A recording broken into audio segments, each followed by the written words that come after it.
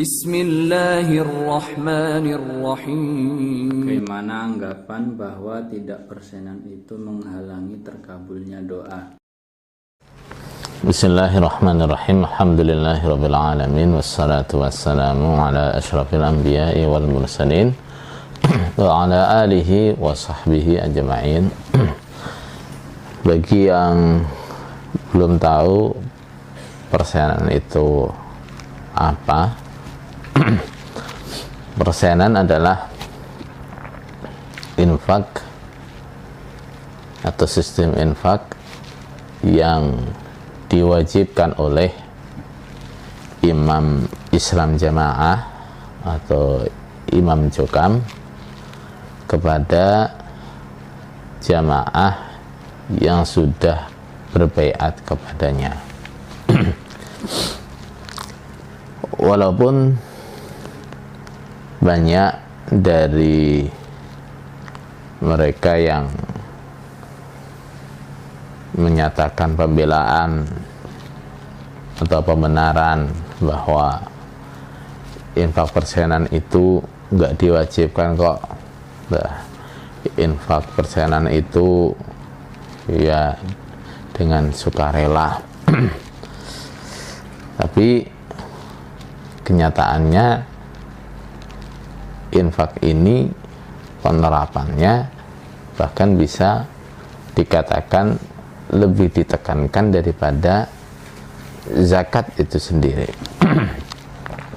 Nah, di Islam jamaah pengurus biasanya mengukur kepahaman jamaahnya dengan tertibnya persenan.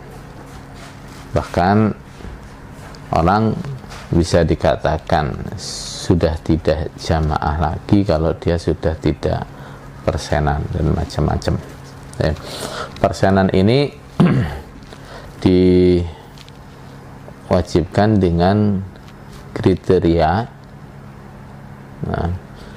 orang yang dianggap paling tinggi, paling kaya, yaitu yang hartanya di atas 50 juta, atau mungkin sudah berubah, karena nggak tahu, tapi yang jelas yang paling tinggi orang yang hartanya di atas 50 juta, nah itu infaknya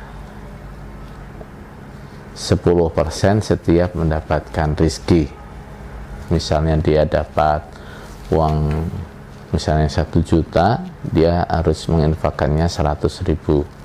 Nah, yang di bawahnya lagi 7,5%. Kalau dia dapat uang misalnya 1 juta, maka dia harus menginfakkan 75.000.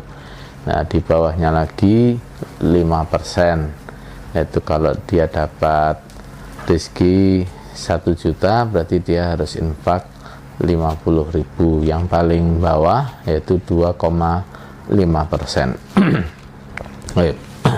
Itu seputar infak persenan yang ditanyakan oleh penanya di sini. Infak ini biasanya oleh pengurus itu ditekankan atau digalakkan dengan berbagai macam trik, ya, dengan berbagai macam trik yang membuat jamaahnya akan takut untuk tidak menyetorkan infak persenan. Nah, salah satu triknya adalah ini, menakut-nakuti orang yang tidak infak persenan, itu doanya tidak akan mustajab.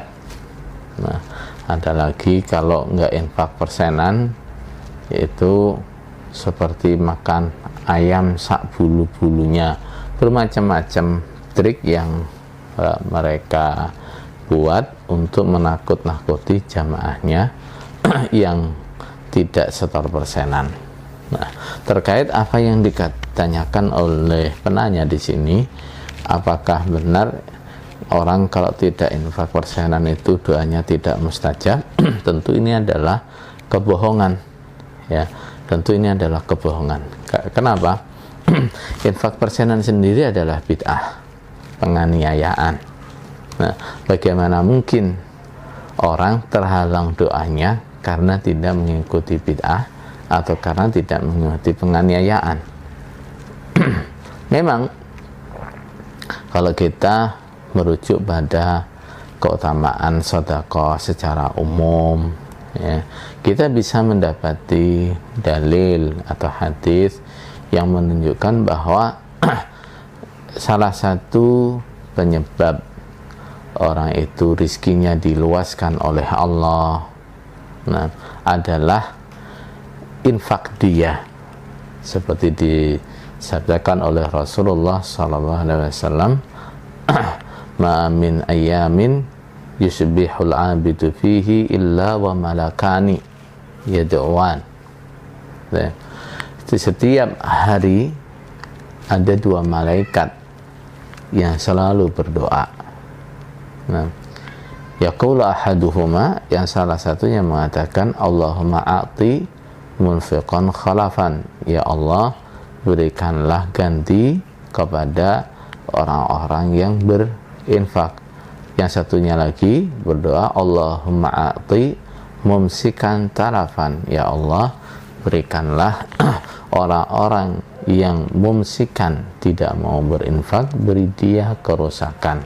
Nah, kerusakan ini maknanya luas, bisa hartanya dirusak oleh Allah, rizkinya diseretkan, atau dia terkena musibah, atau bisa masuk ke masalah doanya, dia berdoa tidak dikabulkan oleh Allah.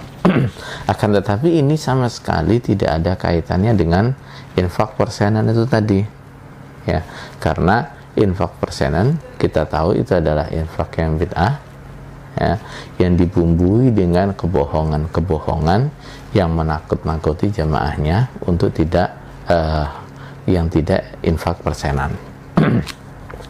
Salah satu kebohongan yang biasanya dihembuskan kepada jamaah-jamaah awam, nah, supaya mereka itu senang setor infak persenan, adalah apa? Dengan menunjukkan pembangunan dalam Islam jamaah, ya, nanti bangunan yang bagus-bagus itu difoto, dimasukkan di kalender. Nah, jamaahnya di bawah dikasih tahu atau dibohongi, ini loh hasil infak persenan kita. Nah, saudara sekalian, terutama yang masih di Cukam, coba diingat-ingat lagi, ya, benarkah masjid-masjid yang dimiliki Cukam, baik itu masjid daerah, desa, kelompok, atau aula-aula atau fasilitas-fasilitas yang lain, itu merupakan hasil dari persenan? Tentu bukan, ya. Saudara-saudara masih ingat bahwa setiap daerah, desa, atau kelompok mengadakan giat pembangunan, nah, maka biaya pembangunan itu akan kembali dibebankan kepada jamaahnya, ya. Itu bukan dari uang persenan yang disetorkan ke pusat terus dikembalikan ke daerah untuk membuat bangunan-bangunan di daerah, bukan, ya. Yang bangun ya jamaahnya lagi, urunan lagi, gitu ya. Bahkan kegiatan-kegiatan seperti misalnya camping cai, ya, yang seringkali juga dihembuskan itu hasilnya persenan, bisa mengadakan kegiatan seperti itu. Orang yang peserta cai semuanya dibebani biaya kok, ya, pembinaanmu balik, nah, yang katanya itu juga dari uang persenan jamaah. Nah, setiap desa dijatah untuk membiayai minimal 3 orang calon mubalek. Jadi itu bukan dari uang persenan. Nah, bahkan kalau yang pengurus tentu sangat paham, ya, kalau misalnya perlu pinjaman ke pusat untuk bangun masjid atau bangun fasilitas apa, untuk bikin rumah tamu atau bikin beli kaplingan dan sebagainya, itu kalau mengajukan pinjaman ke pusat, pinjaman itu nggak turun dengan cuma-cuma ya. Pinjaman itu apalagi misalnya kalau nominalnya besar pasti disunati dulu. Nah, ada berapa persennya yang disunati oleh orang pusat. Misalnya pengurus mengajukan pinjaman 1 miliar untuk bangun masjid, nanti sampai di daerah itu bukan kok 1 miliar ya, sampai di daerah bisa jadi cuma 950 juta misalnya ya, ada potongannya gitu, ada potongannya. Dan nanti daerah mengembalikan ke pusat berapa ya, masih 1 miliar juga. Nah apalagi kalau yang dikatakan pakai sistem kaplingan misalnya, nanti daerah katanya ini beli tanah atau beli rumah, nah ditomboki dulu oleh pusat, misalnya nilainya 1 miliar, nanti mengembalikan ke pusat bisa lebih besar lagi. Nah, nanti memberikan keuntungan ke pusat sampai 30%, sampai 3%, 2,5%, itu keuntungan besar ya, keuntungan besar. Jadi kebohongan yang disampaikan oleh pengurus bahwa infak jamaah itu ya untuk jamaah sendiri, itu kenyataannya seperti itu gitu ya. Bahkan kalau mengajukan bantuan atau pemohonan di pusat, insya Allah kalau orang-orang daerah tahulah ya, formulir atau proposal bantuan atau pinjaman itu, nah biasanya nggak cepat diproses kalau mapnya kosong, nggak ada selipannya. Nah ini sudah jadi rahasia umum lah, insya Allah pengurus-pengurus daerah semuanya tahu ya, model seperti itu. Nah bahkan dulu salah satu teman Paku Bumi senior yang sekarang masih di Kediri, nah,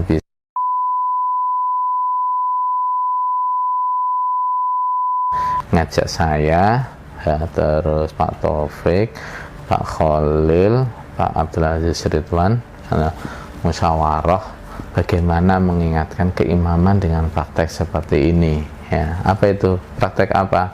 Nah, praktek suap menyuap saat mengajukan pinjaman atau bantuan ke pusat. Nah, dan ini memang sudah jadi rahasia umum. Nah, saya itu pernah ketemu salah satu kiai daerah yang daerahnya itu pembangunannya pesat. Nah, waktu itu dia pamer ke saya, mau lagi bangun ini, juga menyebutkan utangnya ke pusat sampai sekian miliar. Saya tanya, loh kok bisa utangnya masih banyak terus bisa mengajukan utang lagi? Dia bilang, ya bisa saja, wong kita tahu caranya. Artinya itu apa itu? Nah, jadi maka di sini jamaah Jukam supaya ngerti nih ya, bahwa ancaman-ancaman yang disampaikan oleh pengurus kalau enggak infak persenan itu sama dengan sudah enggak sambung, sama dengan putus biatnya, doanya enggak akan mustajab, apalagi seperti makan ayam kotorannya, itu semua adalah trik-trik bohong ya, yang tujuannya adalah supaya jamaahnya itu mau setor persenan itu. Rabbil izzati amma yasifun, assalamu ala al-mursalin, alhamdulillahi rabbil alamin.